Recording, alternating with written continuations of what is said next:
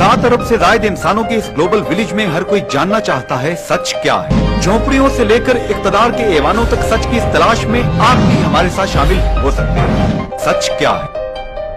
बिस्मिल्लाहिर्रहमानिर्रहीम। नाज़रीन इकराम अस्सलामु अलैकुम। सच क्या है विद जुनैद अंसारी तहरीक आज़ादी कश्मीर के हवाले से एक नया एपिसोड लेकर आपका मेज़बान आपकी खिदमत में हाजिर है। मेरी आज की मेहमान शख्सियत अपने भी खफा मुझसे बेगाने भी नाखुश, अपने भी खफा मुझसे बेगाने भी नाखुश, मैं ज़हर हलाहल को कभी कह न सका कंद। बहुत सच्ची बातें और बहुत कड़वी बातें करते हैं, इतनी कड़वी बातें करते हैं कि बाज़ औक़ात अपने भी इनसे खफा हो जाते हैं।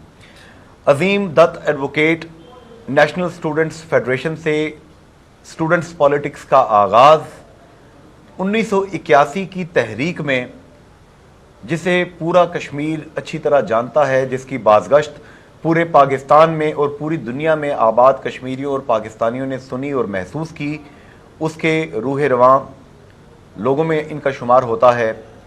4 जमाती इत्तेहाद जो था उसने मिलकर ये एक तहरीक चलाई थी और आज कल ये 1965 में बनने वाली महाज़े राय शुमारी जम्मू कश्मीर प्लेबिसाइट फ्रंट के मरकजी सदर हैं। अजीम दत्त एडवोकेट साहब, इतने कड़वे क्यों हैं आप? सच्चाई हमेशा कड़वी होती है, सच बात करें तो वो कड़वी लगती है। तो ये सच बोलने की पादाश में आप जैसे लोगों को जेलों में डाला जाता है, तो जेल यात्रा करके कैसा लगता है?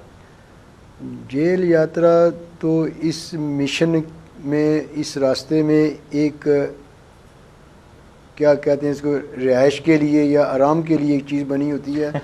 अल्लाह ताला किसी को जेल में लेकर ना जाए, लेकिन मैं ये समझता हूँ, मैं 33-34 बार गिरफ़्तार हुआ हूँ। जब भी जेल में गया हूँ, चाहे पलंदरी में गया हूँ, मीरपुर में गया हूँ या मुजफ्फराबाद में गया हूँ, ऐसा ही लगता था कि मैं अपने घर आया हूँ। और मोहतरम अब्दुल खालिक अंसारी साहब, मेरे उस्ताद मोहतरम, इस दुनिया से रुखसत हो चुके हैं।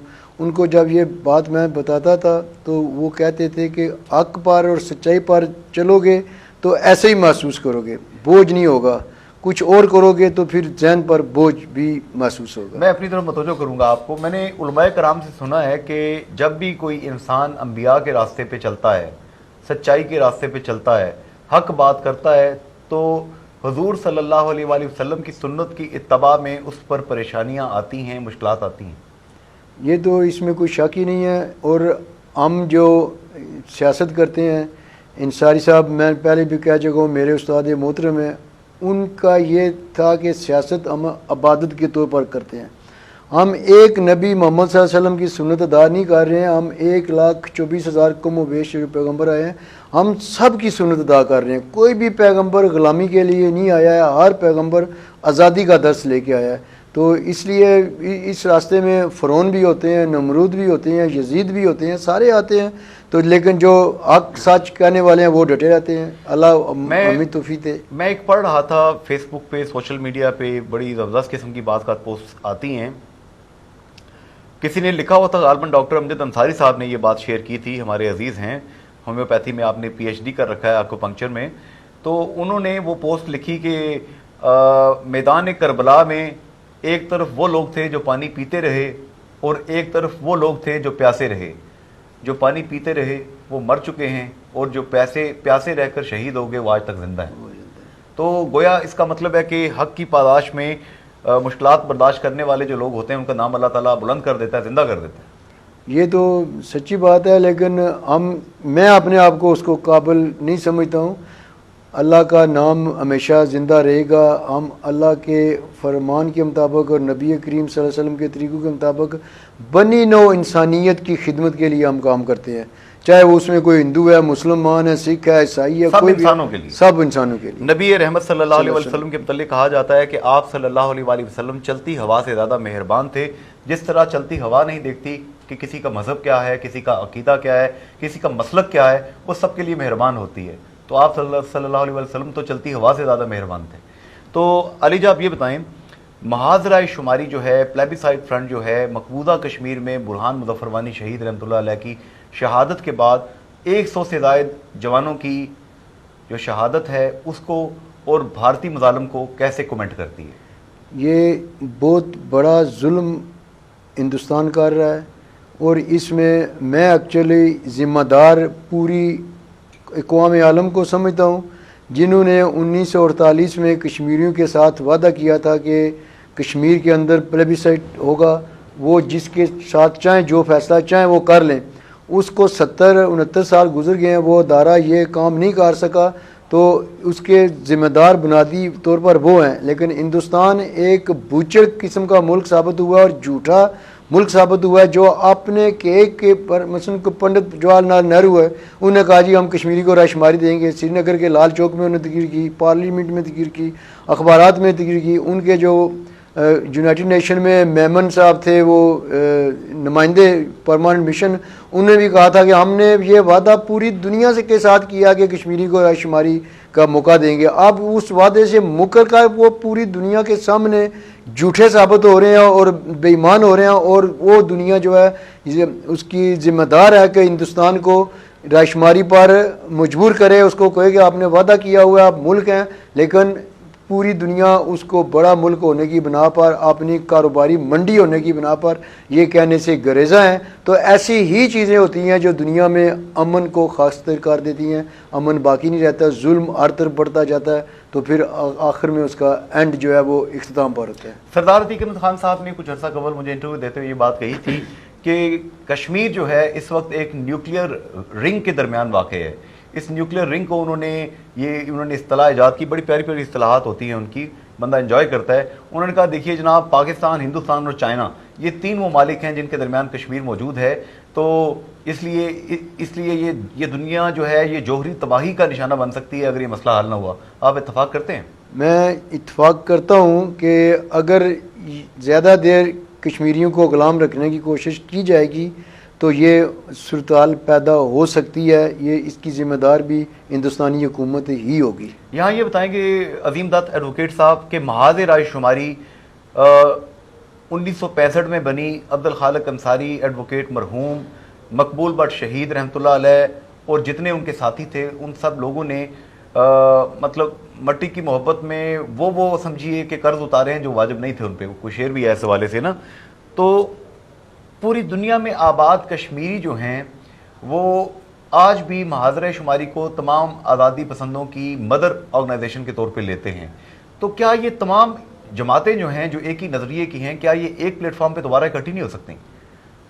اس میں یہ کوشچن آپ نے کیا یہ ذرا لمبا ہو جائے گا، لیکن جب ایک پلیٹ فارم پر ہم سب تھے تو محاذ شماری نے تو کسی کو الگ نہیں کیا، اپنا راستہ انہوں نے خود اپنایا۔ وہ آ جائیں ہمیں تو کوئی اعتراض نہیں، ہمیں نہ عہدوں کا لالچ ہے، نہ ہمیں کسی اور چیز کی لالچ ہے۔ آپ اگر بلا لیں تو انہیں بھی کوئی اعتراض نہیں، ہم تو دعوت دیتے ہیں، ہم لکھتے ہیں۔ آپ اپنے بلوٹن میں جو ہمارا آرگنائزیشن کا بلوٹن ہے اس میں بھی ہم لکھتے ہیں کہ وہ جو محاذ شماری چھوڑ کر گئے ہیں وہ واپس آ جائیں۔ وہ ایک شاعر کا شعر ہے نا کہ محفل میں اس خیال سے پھر آ گیا ہوں میں، شاید مجھے نکال کر پچھتا رہے ہوں آپ۔ نہیں، یہ ایسی بات نہیں ہے، اس کے درپردہ مقاصد کچھ اور ہیں، وہ پھر ڈسپیوٹڈ بات ہو جاتی ہے، وہ میں چلیے پوری دنیا میں آپ ظاہر ہے امریکہ میں بھی رہے عظیم دت ایڈوکیٹ صاحب، برطانیہ، یورپ، مڈل ایسٹ، پوری دنیا میں آباد کشمیری اب بھی کشمیر کے نام پہ ہل کے رہ جاتے ہیں، کشمیر کے نام پہ جھنڈے لے کے باہر آتے ہیں۔ کرکٹ میچ ہوتا ہے پاکستان کا، انڈیا کا، وہاں کشمیری پرچم لے کے پہنچ جاتے ہیں۔ اس جذبے کو کشمیریوں کے آپ کیسے دیکھتے ہیں، حالانکہ کئی بچے ایسے ہیں انہوں نے آج تک کشمیر دیکھا بھی نہیں ہے؟ یہ حقیقت میں یہ قوت ایمانی ہے۔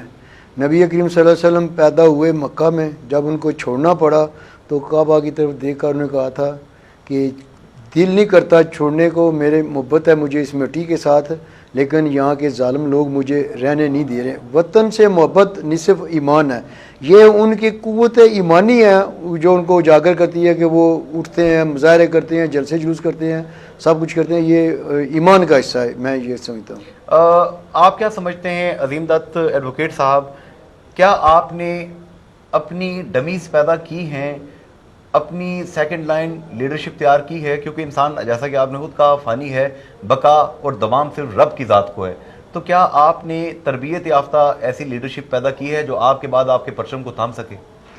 इंशाल्लाह मैं ये समझता ही नहीं हूँ कि मैं लीडर हूँ, मैं एक कारकुन हूँ। हमारे साथी बेशुमार ऐसे हैं जो, अगर अब्दुल खालिक अंसारी साहब चले गए हैं, मकबूल भट्ट साहब माज़ा शुमारी के सदर थे, वो शहीद हो गए हैं, उसके बाद भी ये पार्टी चलती रही है। इसको तोड़ने वाले खुद टूट गए हैं, लेकिन ये चलती रहेगी। इसकी जो सेकंड लाइन है हमेशा ही तैयार रही है। आपने लतीफ़ सा इशारा मुस्लिम कॉन्फ्रेंस की तरफ किया है कि तोड़ने वाले खुद टूट गए।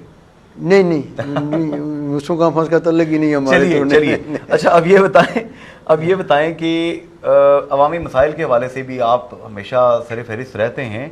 मीरपुर के कुछ मसाइल हैं कोई, आप देखते हैं उनको? नई हुकूमत आई है, राजा फारूक हैदर खान साहब सुना है आपके साथ रहे थे पहले कभी? मीरपुर के मसाइल बेशुमार हैं जी। 1981 की तारीख का जो आपने तज़किरा किया, बुनियादी तौर पर वो उस वक़्त क्या मसला हुआ था? उस वक़्त मसला ये हुआ था कि पानी के 5 रुपये के रेट 10 रुपये हो गए थे, 10 रुपये वालों के 50 रुपये हो गए थे। दुकानदारों पर थारा टैक्स और ये पता नहीं कौन कौन से टैक्स 2-3 लगाए हुए थे। उस वक़्त 2 ही मेंबर थे म्यूनसिपलिटी में, एक अलहाज नज़ीर अंजम साहब ज़िंदा मौजूद हैं और एक मेरे वालिद साहब जो दुनिया से कूच कर गए। उन्होंने कहा था कि ये टैक्स ख़त्म करो, ये हम नहीं चलने देंगे, आप एक्सेप्ट नहीं करें। आप अभी मुतासरीन डैम में से हमारा शुमार होता है, हमारी आबादकारी नहीं हुई, हमारे कारोबार नहीं चले। लेकिन जब उस वक़्त गैर मुंतखब हुकूमत थी, उन्होंने बात नहीं मानी, तो उन दोनों अफराद ने तहरीक शुरू की, उसमें हम भी शामिल हुए। फिर मैं और मेरे वालिद साहब आम परंदी जेल में भी इकट्ठे भी रहे हैं। दाद साहब चौधरी रफ़ीक साहब चेयरमैन रहे हैं, उनके वालिद अलहाज मोहम्मद सादक साहब, वो भी दोनों बाप बेटा इकट्ठे रहे हैं। हमारे डडियाल में माज के राजा फजल रहमान साहब थे और उनके बेटे सिकंदर रहमान हैं, अब भी ज़िंदा मौजूद हैं, वो भी दोनों बाप बेटा इकट्ठे रहे हैं। अब्दुल खालिक अंसारी साहब और उनके बेटे सुहेल अहमद अंसारी साहब, ये सब अवामी मसाइल के लिए भी हम जेलों में गए हैं। जब हमारे आबादकारी का डैम बना, हमें गैर आबाद किया गया, लेकिन आज तक जो है हमारे मुतासिरीन मंगला डैम सही तरह से नहीं आबाद हुए। अब राजा फारूक हैदर साहब की मैं इज़्ज़त करता हूँ, छोटे बहुत उनके साथ सलाम दुआ भी रही है, लेकिन जो बातें वो अपोजिशन में करते थे, उन बातों में से एक बात भी मैं नोट कर रहा हूँ, अभी तक उन्होंने नहीं की है। उन्होंने कहा हम करप्ट लोगों को पकड़ेंगे, छोड़ दिया, नाम भी नहीं लिया। MDA का जब वो बने थे 9 माह के लिए वज़ीर आज़म, उस वक्त भी मैंने उनको कहा था कि आप MDA का आपने इलाज दुरुस्त तशख़ीस किया है, लेकिन इलाज गलत है। बीमारी दुरुस्त तशख़ीस किया, लेकिन जो ट्रीटमेंट है वो उन्हीं लोगों को बनाया जो करप्ट थे। उसी बिल्ली को दूध की रखवाली पर बिठा दिया। तो उन्होंने मुझसे गिला भी किया। दूसरी तरफ से आज भी आसफा भट्टो पार्क है, इसके चारों तरफ प्लाट अलाट किए गए हैं चौधरी अब्दुल मजीद साहब के दौर में। हमने उस वक्त भी एहतजाज किया था, बल्कि हमने MDA में दरख्वास्त दी थी इन प्लाटों की जो है वो के लिए। नहीं, मुझे नकल जारी करें, उन्हें कहा लाट ही नहीं हुए, जारी क्या करें। लेकिन मैं 2 दिन हुए, मैं मंगला डैम वो फिश एंड फिश पर गया हुआ था, वहाँ साथ मेरे अजीज है, उनका प्लाजा था। अब प्लाटों की 4 दीवारी बन चुकी है। वो प्लाट किन के हैं? मैं इतनी रिक्वेस्ट करता हूँ राजा फारूक हैदर साहब से, मंगला डैम से क्याम MDA के क्याम से लेकर अब तक जितनी अलाटमेंटें हुई हैं उनको फिर जारी कर दें, पता चल जाएगा कौन किसमें शामिल है। मैं इल्ज़ाम नहीं लगाता हूं, लेकिन मुझे शक पड़ता है कि फारूक हैदर साहब ऐसा ना करके शायद इनका भी वहां कोई प्लाट है। अगर नहीं है तो ऐलान करें कि मजीद कर छोड़ दें, मजीद के दौर में जितनी अलाटमेंटें हुई हैं उनको जारी कर दें, पब्लिश कर दें। मीरपुर में पानी, एक बार दूसरा मसला, पानी का आबादी अब 1987 से 6 गुना बढ़ गई है। हमारे ट्यूबवेल वही हैं, उनके लिए पैसा मख्तस ही नहीं होता है, जो मख्तस होता है वो ऊपर वाले खा जाते हैं। जजों के घरों में या साबका चेयरमैनों के घरों में, या जितने भी गजटेड ऑफिसर्स हैं या सियासतदान हैं, उनके घरों में 2-2 इंच पाइप के कनेक्शन दिए हुए पानी के। तो आम गरीब आदमी, रेड़ा बांध खोखे वाला या मजदूरी करने वाला, उसके घर में आधी इंच का पाइप लगा हुआ, पानी जाता नहीं है, वहाँ आती है उसमें से। ये नाइंसाफियाँ हैं, इन्हीं के लिए इस्लाम जो हमें दावत है कि सबके साथ बराबर सलूक होना चाहिए, मसावत होनी चाहिए। हाजी मोहम्मद सलीम साहब ने कश्मीर इंस्टीट्यूट ऑफ कार्डियोलॉजी बनाया, बड़ी लोगों की खिदमत की। अब उन्होंने मियाँ नवाज शरीफ, मियाँ शहबाज शरीफ और राजा फारूक हैदर खान साहब को मकतूब तहरीर करवाए। मियाँ नवाज शरीफ और शहबाज शरीफ साहब के सेक्रेटरी ने तो फ़ोन किया है, राजा साहब चुप हैं, KIC को दिल के अमराज के इलाज के लिए ऑपरेशनल एक हॉस्पिटल नहीं बनाया जा रहा, कोई सर्जरी, एंजियोग्राफी, एंजियोप्लास्टी नहीं हो रही। हज़ारों लोग जो हैं वो मर जाते हैं। आप क्या कहते हैं? हाजी सलीम साहब बड़े आजकल शाकी हैं। पहली बात तो हाजी साहब को खराज तहसीन पेश करता हूँ उन्हें कि बड़ा इदारा चलाया बनाया, उसकी टेक केयर की है, सब कुछ किया है, लेकिन उनकी जो डिमांड है ये दुरुस्त है। यहाँ मीरपुर में ये काम होना चाहिए। अगर हुक्मरान इलाज कराने के लिए इंग्लैंड अमेरिका ज़कात के फंड से जा सकते हैं, जो कोई भी आलम नहीं कह सकता कि ये जायज़ है, सब कहेंगे ये हराम है, लेकिन वो जाते हैं। मीरपुर के लोगों के लिए, मीरपुर में जिले की या दूसरी तरफ उस ऐसे शख्स पर लानत हो, लेकिन जो हक बनता है जिसका भी बनता है, मीरपुर का, रावला कोट का, कोटली का, मुजफ्फराबाद, पूरा कश्मीर हमारा है, पूरा कश्मीर हमारा, उनको हक मिलना चाहिए। उनको अभी मीरपुर मेडिकल कॉलेज, यहाँ पर मोहतरमा Benazir Bhutto university of health sciences को बनाने का ऐलान किया गया।